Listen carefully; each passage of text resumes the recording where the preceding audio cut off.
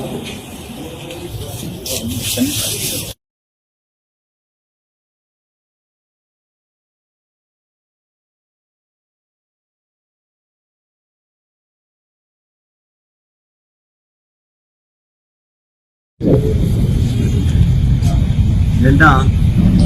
పొగాకు మద్దతు ధరకు సంబంధించి అలాగే పొగాకు రైతుల సమస్యలకు సంబంధించి పొగాకు రైతులతో డిస్కస్ చేయడానికి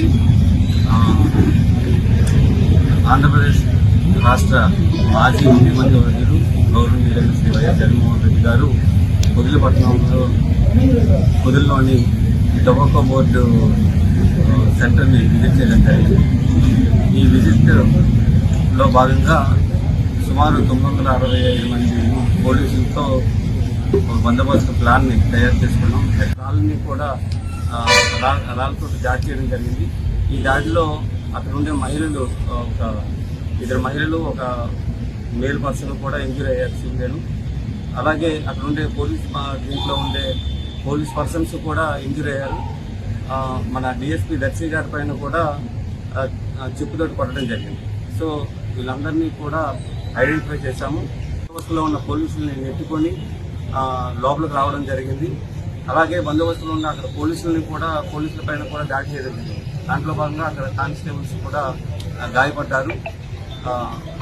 అలాగే అక్కడ ఉండే ఏదైతే ఈ పొగాకు బేళ్లు ఉన్నాయో ఈ పొగాకు బేళ్ల పైన తొక్కడం వలన కొంత పంట నష్టం కూడా జరిగింది. పంట నష్టం నుంచి దాని యొక్క క్వాలిటీ అనేది డ్యామేజ్ అయింది. సో ఈ యొక్క అంటే శాంతి భద్రతలకు విఘాతం కలిగించే ఉద్దేశంతో ఎవరైతే మహిళలని కూడా చూడకుండా మహిళల పైన అక్కడ బందోబస్తులో ఉన్న పోలీసుల పైన దాడి చేశారో, అలాగే రైతులు తెచ్చుకున్న ఈ పొగాకు పంట ఏదైతే ఉందో ఆ పొగాకు పంటని దాని యొక్క క్వాలిటీని డ్యామేజ్ చేయడానికి ప్రయత్నించారో వాళ్ళందరిపైన కూడా చట్ట ప్రకారం ఈరోజు పోలీస్ శాఖ చర్యలు తీసుకుంటుంది. ఆల్రెడీ వీళ్ళు కేసులు రిజిస్టర్ చేయడం జరిగింది.